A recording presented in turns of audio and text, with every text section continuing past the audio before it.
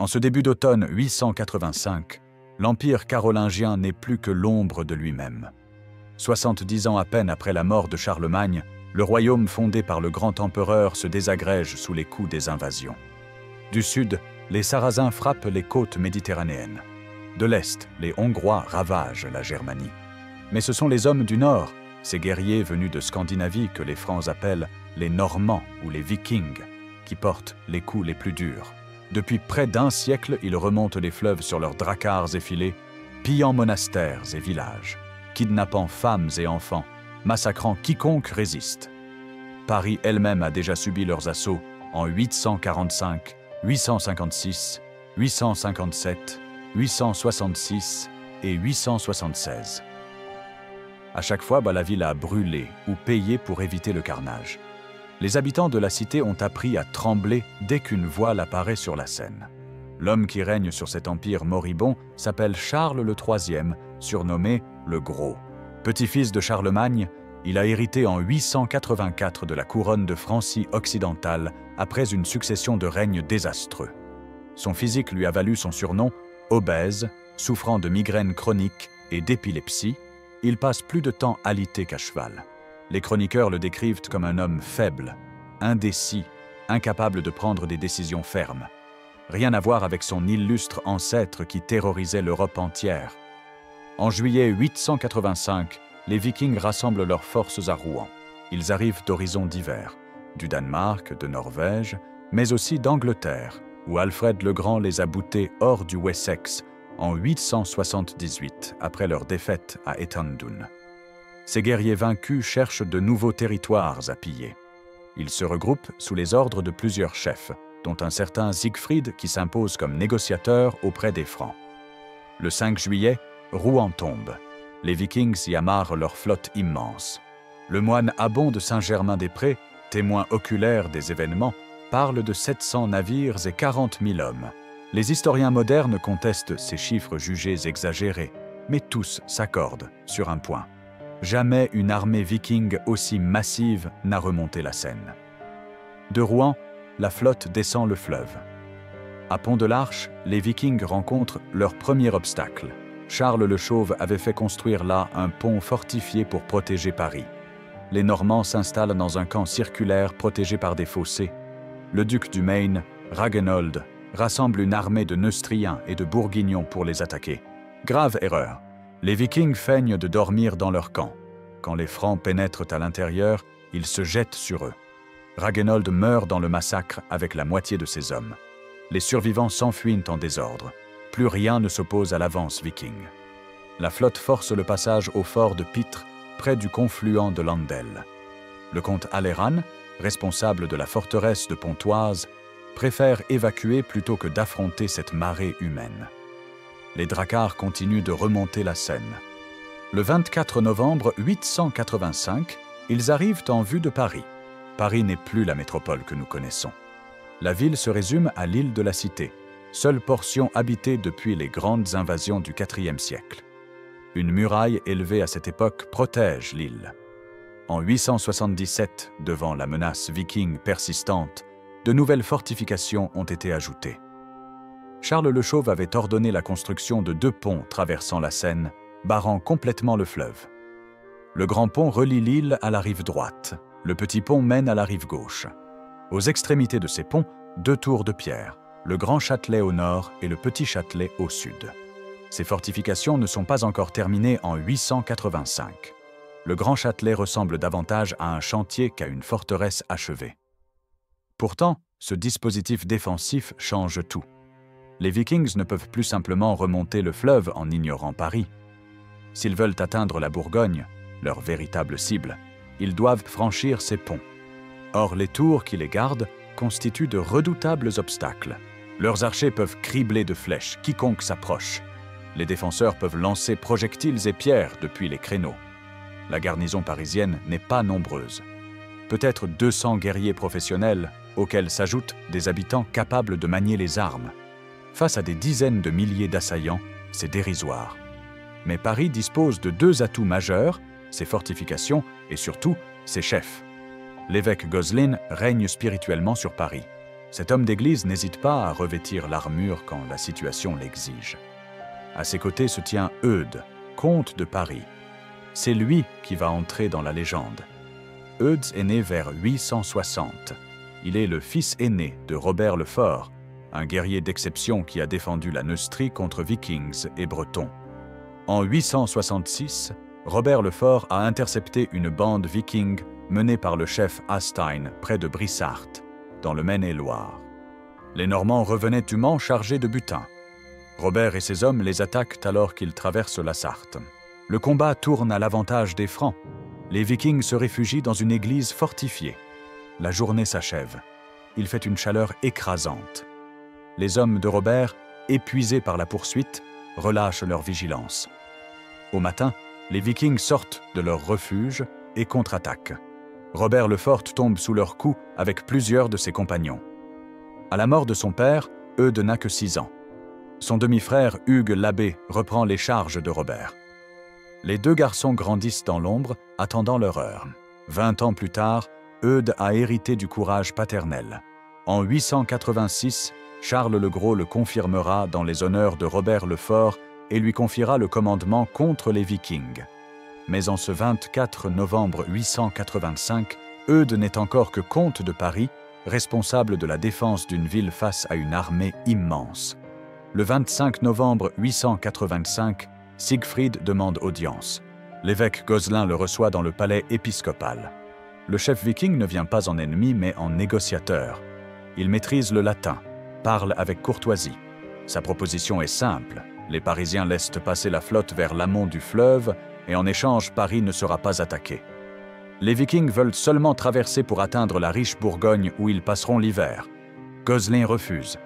Paris n'est pas à vendre. Le fleuve ne s'ouvre pas aux pillards.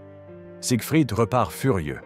Le lendemain, 26 novembre, les Vikings lancent leur premier assaut contre le Grand Châtelet. Les Dracars s'approchent du pont. Les guerriers nordiques débarquent en hurlant, brandissant haches et épées. Ils se ruent vers la tour incomplète. Les archers francs lâchent leurs flèches. Les projectiles pleuvent depuis les remparts.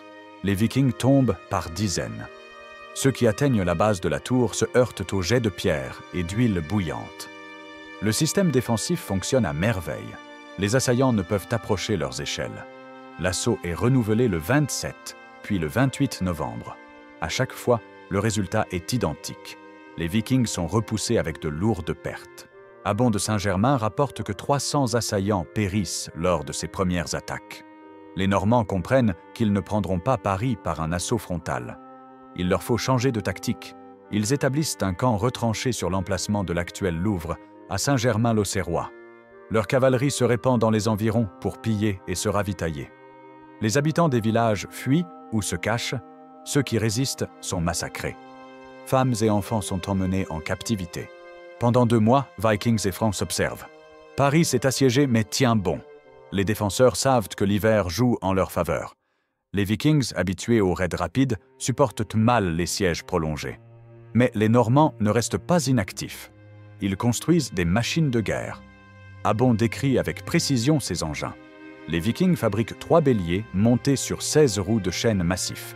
Chaque bélier est protégé par un toit élevé qui met les servants à l'abri des projectiles. Ils assemblent également des catapultes pour lancer des pierres contre les murs, ainsi que des loups, des machines destinées à saper les fondations des tours. Des chats et des mantelets protègent les sapeurs qui s'approchent des fortifications. Les Francs ne restent pas les bras croisés. Ils installent sur les remparts un mangonneau ou un trébuchet, ces engins à contrepoids capables de projeter d'énormes pierres. Les forgerons travaillent jour et nuit à fabriquer des flèches, réparer les armures, entretenir les armes. Les femmes préparent de l'huile bouillante et des projectiles. Toute la population se mobilise.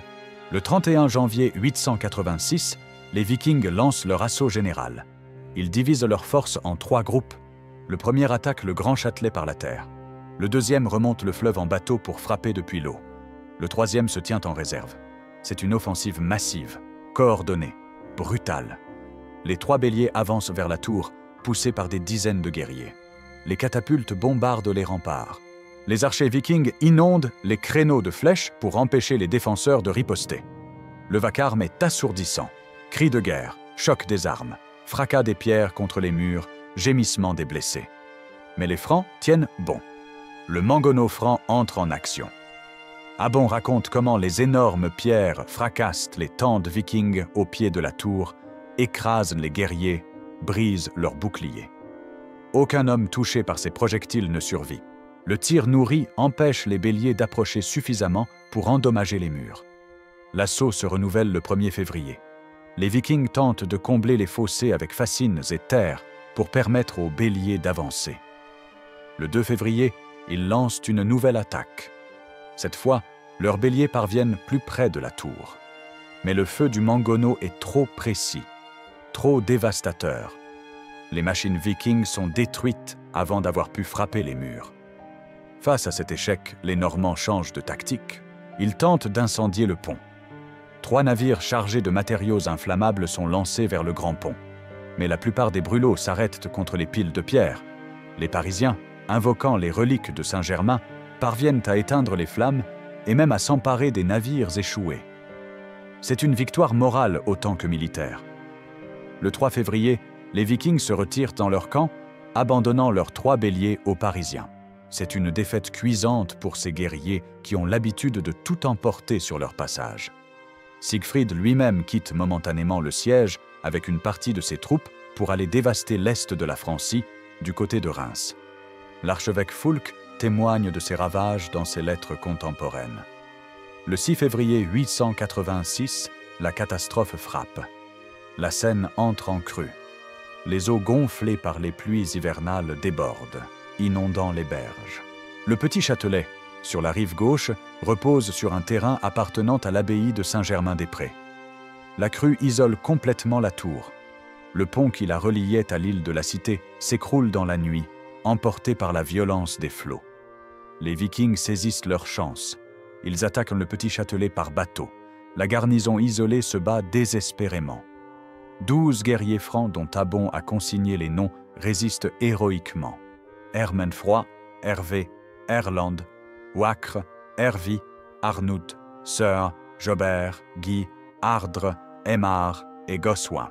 Ils savent qu'aucun secours ne peut leur parvenir. Ils se battent jusqu'au dernier. Le petit Châtelet tombe. Les 12 champions meurent les armes à la main. Une partie des habitants réfugiés dans la tour sont massacrés. Les Vikings tiennent maintenant la rive gauche. Ils peuvent établir un camp permanent sur les terres de Saint-Germain-des-Prés. Le siège entre dans une nouvelle phase. Pour les Parisiens, la perte du petit Châtelet est un coup terrible. Le dispositif défensif est brisé. Les Vikings peuvent maintenant attaquer l'île par le sud. Le moral vacille. Mais Eudes et Gozlin maintiennent la cohésion. La ville continue de résister. Les semaines passent. Une épidémie se déclare dans Paris assiégé. La promiscuité, le manque d'hygiène, le stress permanent créent des conditions idéales pour la maladie.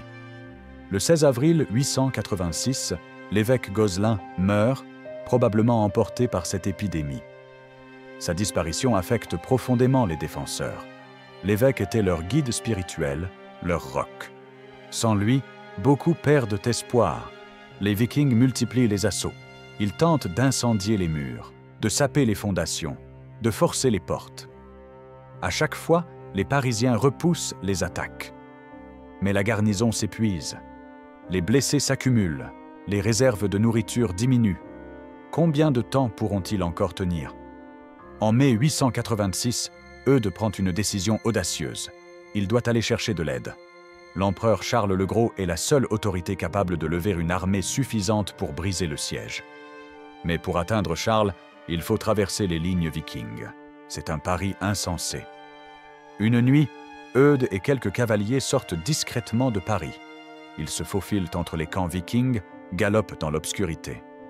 Les sentinelles nordiques les repèrent trop tard. Les cavaliers francs s'échappent. Eudes chevauche vers l'est, vers les terres impériales. Il laisse derrière lui une ville assiégée dont il ne sait pas s'il la reverra debout. En son absence, l'abbé Eble de Saint-Denis, neveu de feu l'évêque Gozlan, prend le commandement de la défense. Ebles est le fils de Bilchild, sœur de Gozlin. Comme son oncle, c'est un homme d'église qui n'hésite pas à se battre. Sous sa direction, Paris continue de résister. Un mois plus tard, en juin 886, les Parisiens voient une troupe de cavaliers approcher des hauteurs de Montmartre. C'est Eudes qui revient. Il a réussi sa mission. Charles le Gros a promis de venir secourir Paris. Mais le comte doit d'abord rentrer dans la ville. Les Vikings, alertés, se précipitent vers Montmartre pour lui barrer le passage. Ce qui suit relève de l'exploit. Eudes et ses hommes chargent les lignes vikings. Le combat est acharné. Les haches nordiques frappent les boucliers francs. Les épées sifflent dans l'air. Mais Eudes se bat avec une rage désespérée. Il sait que Paris l'attend. Il force le passage, laissant derrière lui des dizaines de Vikings morts ou blessés. Les portes de Paris s'ouvrent. Eudes entre dans la ville sous les acclamations des habitants. Son retour galvanise les défenseurs. L'espoir renaît. Les semaines passent encore. Juillet arrive, puis août. Toujours aucun signe de l'empereur. Les Vikings continuent leurs attaques. Le 30 juillet 886, une nouvelle offensive viking échoue. Mais les défenses de Paris sont affaiblies. Les murs, sous les assauts répétés, commencent à céder par endroits. Les Vikings parviennent à pénétrer dans quelques bâtiments religieux de la ville qu'ils pillent et incendient. En septembre 886, Charles le Gros arrive enfin. Mais au lieu de l'armée massive espérée, il amène 600 hommes. 600 guerriers face à des dizaines de milliers de Vikings. Le pire, c'est que Charles n'établit même pas son camp près de Paris. Il s'installe sur la rive gauche, face au camp viking de Saint-Germain-des-Prés. Les Vikings engagent des négociations. Ils les font traîner en longueur. Charles, qui souffre de ses migraines chroniques et de ses crises d'épilepsie, ne sait que faire. Il hésite, tergiverse, consulte ses conseillers. Les jours passent, l'hiver approche.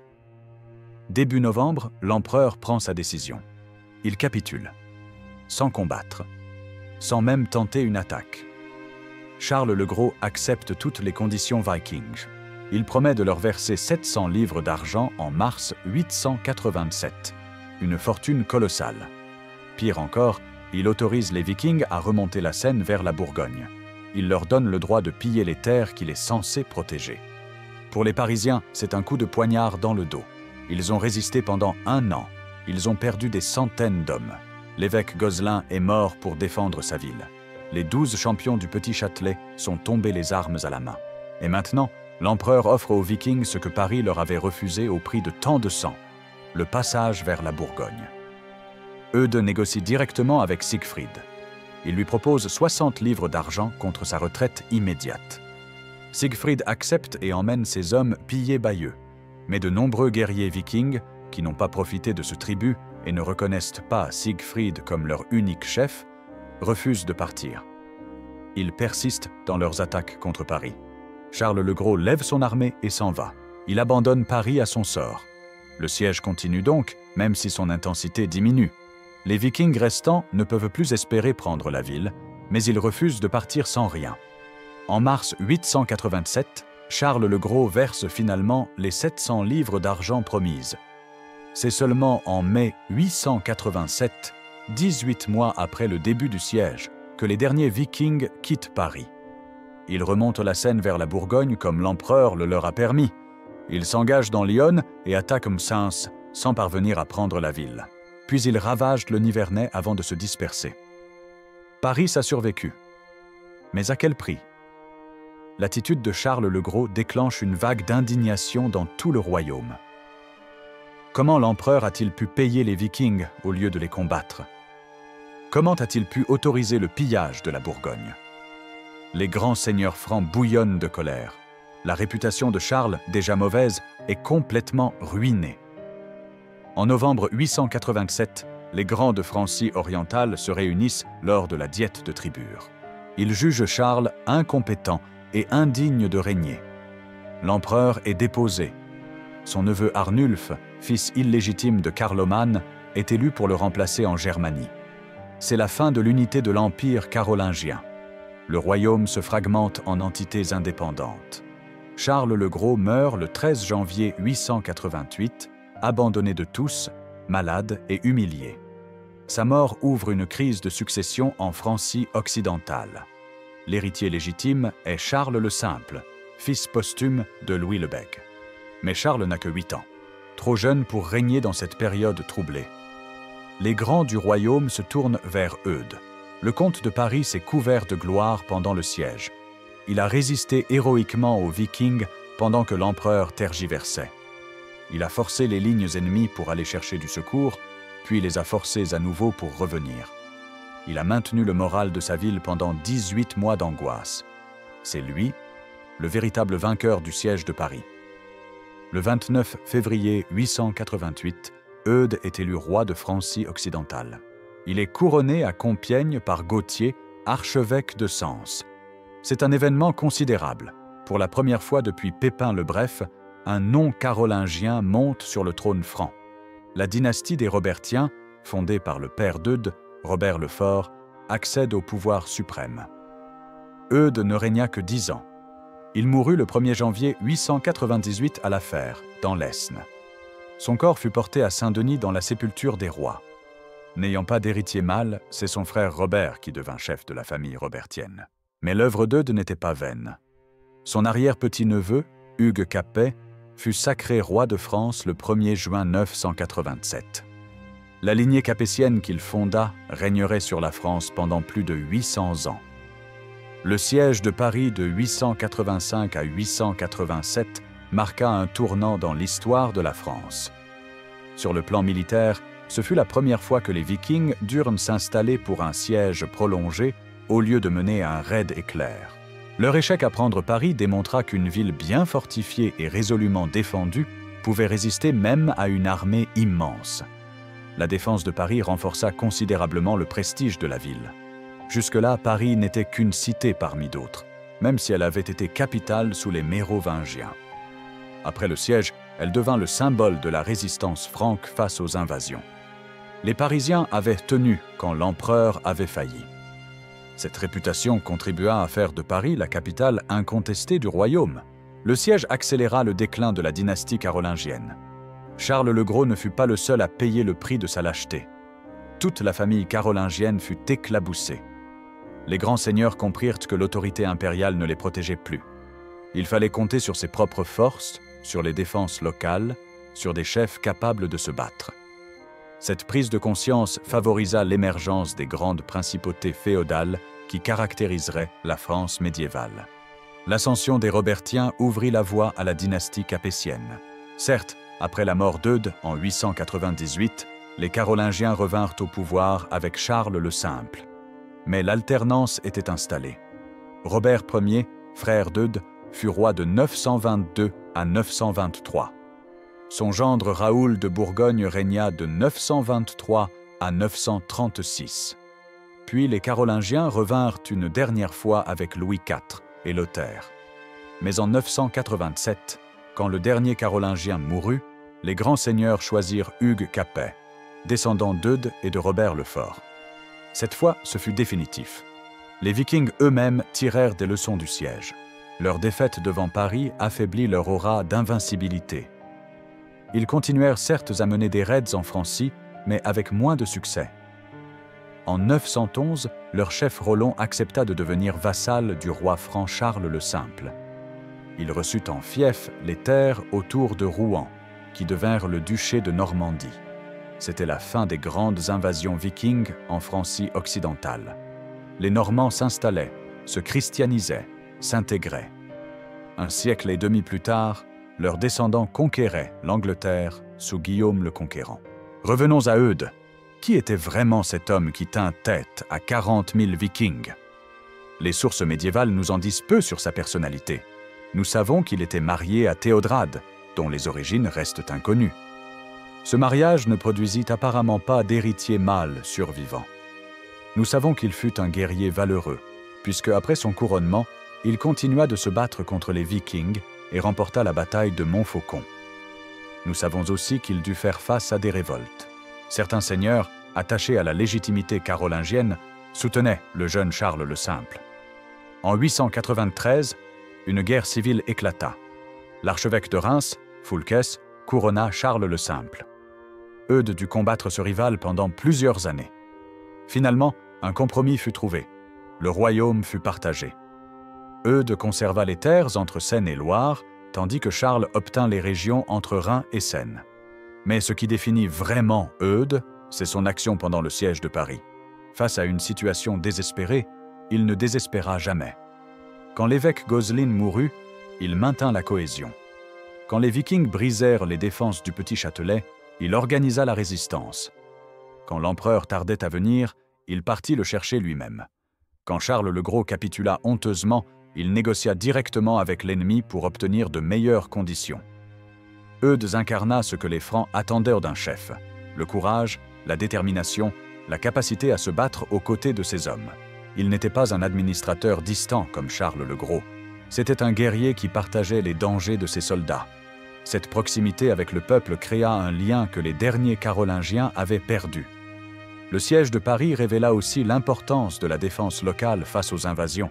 L'Empire carolingien était trop vaste, trop fragmenté pour protéger efficacement toutes ses frontières.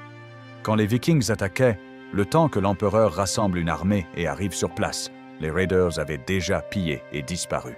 La solution était donc de renforcer les défenses locales, fortifier les villes, former des garnisons permanentes, confier le commandement à des comtes capables de prendre des initiatives sans attendre les ordres impériaux.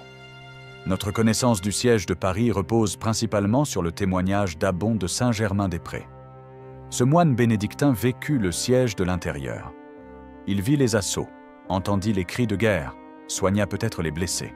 Quelques années après les événements, il composa un poème en latin de 3 livres, De Bellis Parisiacae Urbis, les guerres de la ville de Paris. Ce poème épique compte environ 1500 vers. Abon y raconte le siège jour après jour, donnant des détails précis sur les fortifications, les machines de guerre, les assauts successifs. Il nomme les héros de la défense, décrit leurs exploits. Il s'attarde sur la mort de Gozlin, évoque les négociations, critique sévèrement Charles le Gros. Évidemment, Abon n'est pas un historien moderne. Son récit mélange les faits et le merveilleux chrétien. Il attribue certaines victoires franques à l'intervention divine, mentionne des miracles, invoque la protection des saints. Ces chiffres sont probablement exagérés, surtout concernant les effectifs vikings. Mais sur les événements principaux, son témoignage est confirmé par d'autres sources contemporaines comme les Annales de Saint-Vaast ou les lettres de l'archevêque Foulques de Reims. Ce qui frappe dans le récit d'Abon, c'est son admiration pour Eudes. Le moine décrit le comte comme un héros homérique, courageux, infatigable, toujours au premier rang des combats. Quand Eudes force les lignes vikings pour rentrer dans Paris, Abon compare son exploit aux travaux d'Hercule. Cette admiration reflète probablement les sentiments des Parisiens qui vécurent le siège.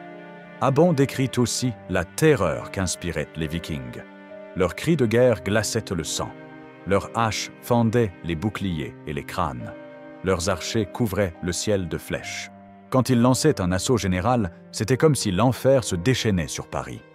Les Parisiens voyaient leurs murailles trembler sous les coups des béliers, leurs tours s'écrouler sous les pierres des catapultes. Pourtant, malgré cette terreur, les défenseurs tinrent bon. Les femmes apportaient des pierres aux guerriers. Les enfants transportaient l'eau pour éteindre les incendies. Les vieillards encourageaient les combattants. Toute la ville était mobilisée. Cette cohésion fut l'une des clés de la victoire. Le couronnement d'Eudes en 888 ne mit pas fin aux raids vikings. En 888, justement, une nouvelle flotte remonta la Seine. Eudes rassembla une armée et intercepta les Vikings à Montfaucon en Argonne. La bataille fut sanglante. Les deux camps s'affrontèrent avec acharnement. Finalement, les Francs l'emportèrent. C'était la première victoire majeure remportée en rase campagne contre les Vikings depuis des décennies.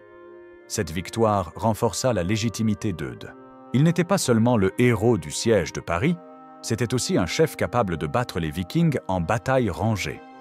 Les chroniqueurs rapportent que les Normands perdirent 19 de leurs étendards dans cette bataille, symbole d'une défaite totale. En 889, les Vikings tentèrent à nouveau leur chance. Ils assiégèrent Saint-Lô en Normandie. Eudes accourut avec son armée. Le roi franc força le siège et délivra la ville. Les Vikings se replièrent vers l'estuaire de la Seine, où ils possédaient des bases permanentes. Eudes les poursuivit et les harcela, mais ne put les déloger complètement de ses positions fortifiées. L'année 890 vit de nouveaux combats. Les Vikings établis dans l'estuaire de la Seine lancèrent des raids vers l'intérieur des terres. Eudes les combattit à plusieurs reprises. En 891, il assiégea leur camp de Noyon, mais sans succès. Les fortifications vikings étaient solides et bien défendues. Après plusieurs semaines, Eudes dut lever le siège. Ces campagnes montrent qu'Eudes n'était pas un génie militaire invincible. Il remporta des victoires, mais subit aussi des revers. Pourtant, il maintint une pression constante sur les Vikings, les empêchant de s'installer durablement dans son royaume. Cette stratégie d'usure finit par porter ses fruits. En 896, un chef viking nommé Ontland négocia avec Eudes. Le roi franc lui offrit des terres en Frise en échange de son départ. Ontland accepta. D'autres chefs vikings suivirent cet exemple. Progressivement, la menace viking diminua en Francie occidentale. Les Normands comprenaient qu'il était plus profitable de négocier avec le roi franc que de se battre contre lui. Pendant qu'Eudes combattait les Vikings, il devait aussi gérer l'opposition interne. Charles le Simple, devenu majeur, réclamait le trône. Il bénéficiait du soutien de l'archevêque Foulques de Reims, fervent partisan de la légitimité carolingienne. Foulques estimait que seul un descendant de Charlemagne pouvait régner sur les Francs.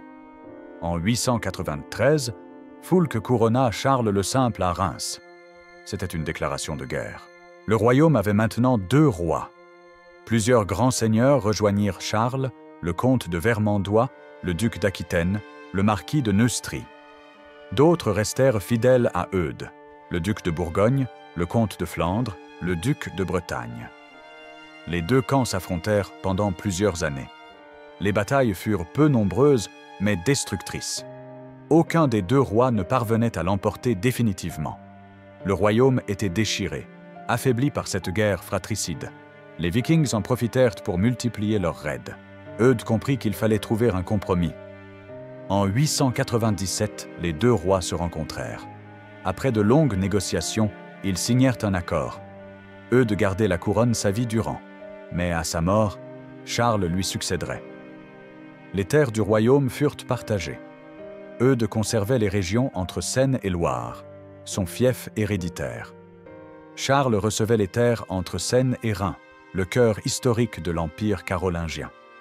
Cet accord mit fin à la guerre civile. Il permet aussi de clarifier la situation dynastique. Les Robertiens acceptaient la prééminence carolingienne, mais en échange, leur légitimité était reconnue. Ce compromis établissait un précédent qui se répéterait au Xe siècle, l'alternance entre Robertiens et Carolingiens. Eudes mourut moins d'1 an après cet accord, le 1er janvier 898. Il avait 38 ans environ. Les circonstances de sa mort restent inconnues. Certains chroniqueurs évoquent une maladie, d'autres des blessures reçues au combat. Son corps fut inhumé à Saint-Denis, dans la basilique où reposaient les rois de France. Charles le Simple succéda à Eudes comme prévu. Mais le règne du Carolingien fut troublé. En 911, il dut céder la Normandie au chef viking Rollon. En 923, il fut déposé et emprisonné par le frère d'Eudes, Robert Ier, qui se fit couronner roi. Robert mourut au combat l'année suivante, mais son gendre Raoul de Bourgogne lui succéda. Les Carolingiens ne revinrent au pouvoir qu'en 936 avec Louis IV d'Outre-mer, fils de Charles le Simple. L'instabilité politique du Xe siècle prouvait qu'aucune dynastie ne pouvait s'imposer durablement. Les Carolingiens conservaient la légitimité du sang, mais les Robertiens détenaient le pouvoir réel. Cette situation créait une tension permanente. Chaque succession royale donnait lieu à des négociations, des compromis, parfois des conflits. Ce n'est qu'en 987 que la question fut tranchée définitivement. À la mort du dernier Carolingien, Louis V, les grands seigneurs élurent Hugues Capet. Ce choix s'expliquait en partie par le souvenir d'Eudes. Les Capétiens descendaient de Robert le Fort, tout comme Eudes. Ils incarnaient la même tradition, des guerriers efficaces capables de défendre le royaume. Hugues Capet et ses successeurs s'appuyèrent sur cette légitimité. Ils se présentaient comme les héritiers d'Eudes, le héros du siège de Paris. Ils rappelaient que leur ancêtre avait sauvé la ville quand l'empereur carolingien avait failli. Cette mémoire historique servait à justifier leur usurpation du trône carolingien. La dynastie capétienne régna sur la France pendant 341 ans en ligne directe, jusqu'en 1328. Si l'on compte les branches cadettes, Valois-Bourbons, les descendants d'Hugues Capet régnèrent jusqu'en 1848, soit plus de 860 ans. Tout cela remonte à Eudes et au siège de Paris. Sans la résistance héroïque de 885 à 887, sans la gloire acquise par Eudes, les Robertiens n'auraient jamais pu s'imposer. L'histoire de France aurait été totalement différente. Le siège de Paris marqua aussi une évolution dans la guerre médiévale. Jusque-là, les Vikings privilégiaient la mobilité et la surprise. Ils frappaient fin au vite, pillaient, repartaient avant que les armées franques n'arrivent. Les sièges étaient rares, car ils immobilisaient les guerriers nordiques. À Paris, les Vikings durent apprendre l'art du siège. Ils construisirent des machines de guerre sophistiquées, béliers, catapultes, tours mobiles.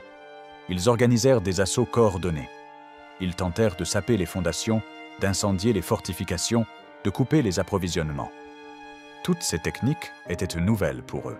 Cette évolution reflétait un changement dans leurs objectifs. Les Vikings ne voulaient plus seulement piller, ils cherchaient à s'installer durablement en France. Pour cela, il fallait contrôler les villes, les routes fluviales, les points stratégiques. D'où la nécessité d'apprendre à assiéger les places fortes. Du côté franc, le siège démontra l'efficacité des fortifications en pierre. Les murailles de Paris, malgré les assauts répétés, tinrent bon pendant 18 mois. Les tours des ponts se révélèrent des points défensifs redoutables. Cette leçon ne fut pas perdue. Dans les décennies suivantes, les villes franques se dotèrent de nouvelles fortifications. Des châteaux en pierre remplacèrent les anciennes palissades en bois. Le siège montra aussi l'importance de l'artillerie défensive. Le mangonneau franc fit des ravages parmi les assaillants vikings. Ces projectiles détruisirent les machines de guerre ennemies et brisèrent les assauts. Cette arme devint rapidement indispensable dans toute défense urbaine sérieuse. Enfin, Paris prouva qu'une garnison déterminée pouvait résister à un ennemi largement supérieur en nombre. Les 200 guerriers d'Eudes tinrent tête à 40 000 vikings. Ce rapport de force invraisemblable devint possible grâce aux fortifications, mais aussi grâce au moral des défenseurs.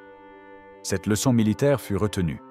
Une ville bien défendue et résolue était pratiquement imprenable.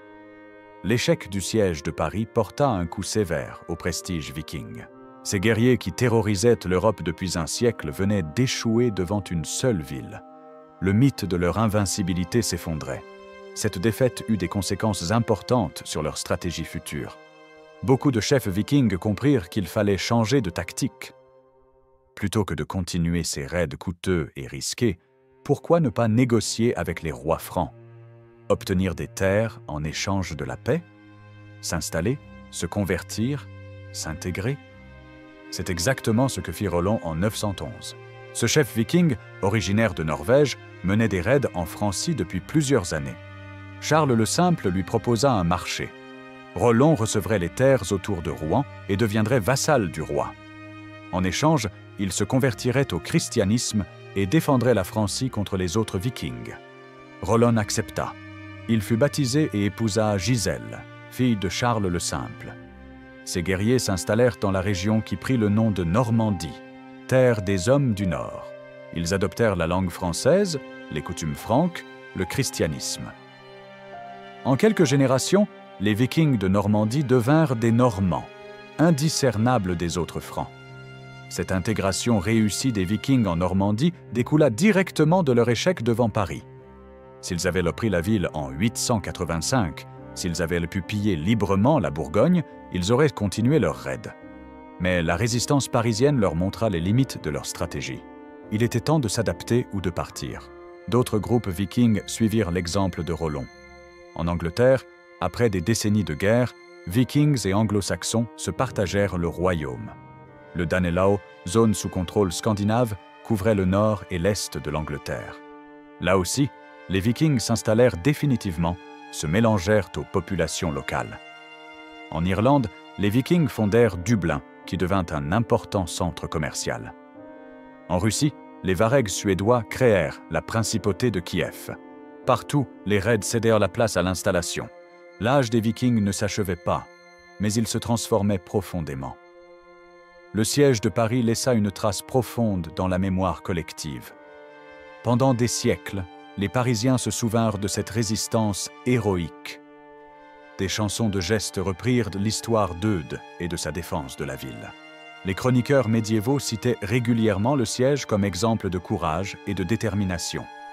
Au XIIe siècle, le poème d'Abon fut recopié dans plusieurs monastères. Les moines voyaient dans ce récit une illustration de la protection divine accordée aux chrétiens face aux païens.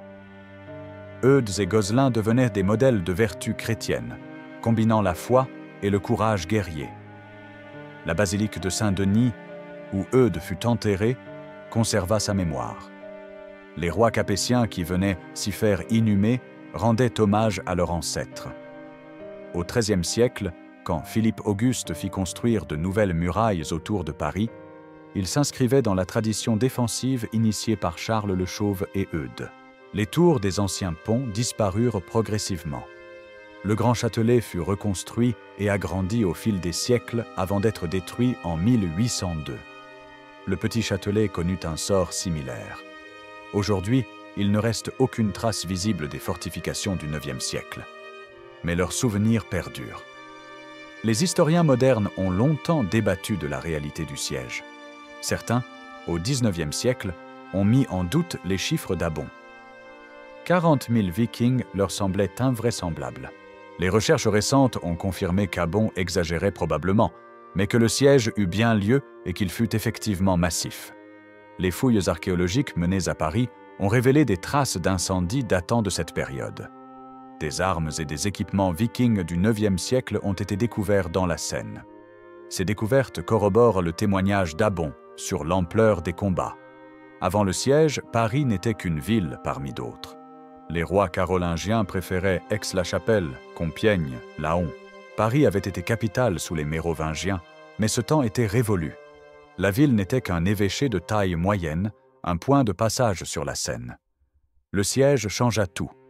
Paris était devenu le symbole de la résistance franque. Elle avait tenu quand d'autres villes s'étaient rendues.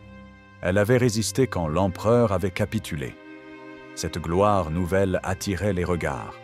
Les rois qui suivirent Eudes comprirent l'importance de contrôler Paris. Robert Ier, frère d'Eudes et roi de 922 à 923, fit de Paris sa base principale.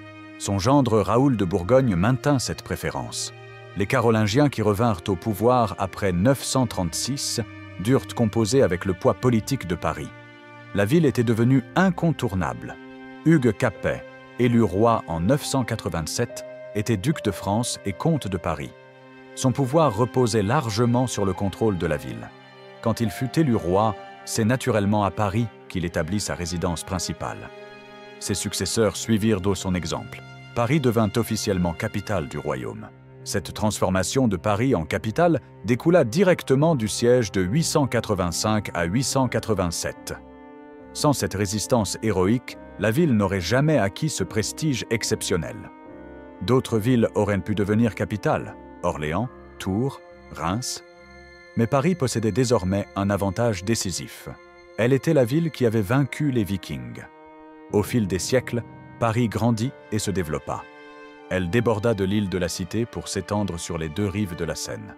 Au Moyen Âge, elle devint l'une des plus grandes villes d'Europe. La Sorbonne, fondée au XIIIe siècle, en fit un centre intellectuel majeur.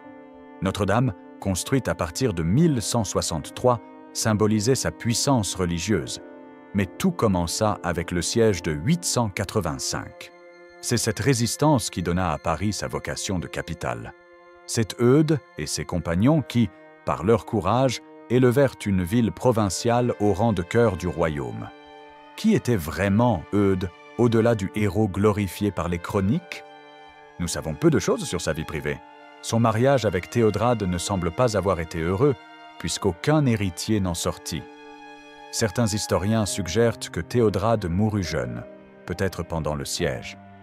D'autres pensent qu'Eudes eut des enfants illégitimes qui ne purent hériter du trône. Nous savons qu'Eudes était un homme pieux. Il fit plusieurs donations au monastère, notamment à Saint-Denis et à Saint-Germain-des-Prés. Ces gestes étaient courants chez les rois médiévaux, mais les chroniqueurs insistent sur la sincérité de sa foi. Eudes n'utilisait pas la religion uniquement comme outil politique. Il croyait réellement en la protection divine.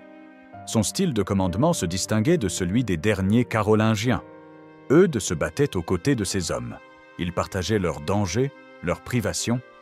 Cette proximité avec les guerriers créait une loyauté forte. Ces soldats n'obéissaient pas par devoir féodal abstrait, mais par attachement personnel à leur chef. Cette approche explique pourquoi Eudes put maintenir la cohésion de Paris pendant 18 mois de siège. Les défenseurs ne se battirent pas pour un empereur lointain et incapable. Ils se battèrent pour leur comte qui montait au créneau avec eux, qui forçait les lignes ennemies pour aller chercher du secours, qui ne leur demandait jamais rien qu'il ne soit prêt à faire lui-même. Après son couronnement, Eudes essaya de gouverner avec justice. Les chroniques mentionnent plusieurs jugements rendus par le roi. Elles le décrivent comme soucieux d'équité, écoutant les plaintes, rendant des arbitrages. Mais son règne fut trop troublé pour qu'il puisse réformer en profondeur le royaume. Eudes mourut jeune, vers 38 ans. On peut s'interroger sur ce qu'il aurait accompli avec un règne plus long et plus paisible. Aurait-il pu reconquérir les terres perdues? Imposer définitivement sa dynastie? Réformer l'administration? Nous ne le saurons jamais. Sa mort prématurée laissa ces questions sans réponse. Si un homme a vraiment tenu tête à 40 000 Vikings, c'est bien Eudes. Mais il ne l'a pas fait seul. L'évêque Gozlin, mort pendant le siège, fut un soutien essentiel. L'abbé Eblès de Saint-Denis, qui prit le relais après la mort de Gozlin, maintint la défense. Les 12 champions du Petit Châtelet donnèrent leur vie pour retarder l'ennemi. Des centaines de guerriers anonymes combattirent sur les remparts. Des milliers d'habitants apportèrent leur aide. La victoire de Paris fut collective. Elle témoigne de ce qu'un peuple uni et déterminé peut accomplir face à l'adversité. Mais toute armée a besoin d'un chef. Toute résistance a besoin d'une figure inspirante. Eudes fut cet homme. Par son courage personnel, par son refus d'abandonner, par sa volonté inébranlable, il donna à ses concitoyens la force de tenir. Le siège de Paris de 885 à 887 reste l'un des épisodes les plus remarquables de l'histoire médiévale. Une ville assiégée pendant 18 mois par une armée immense. Des défenseurs largement inférieurs en nombre qui repoussent assaut après assaut. Un empereur qui capitule honteusement tandis que la ville continue de résister.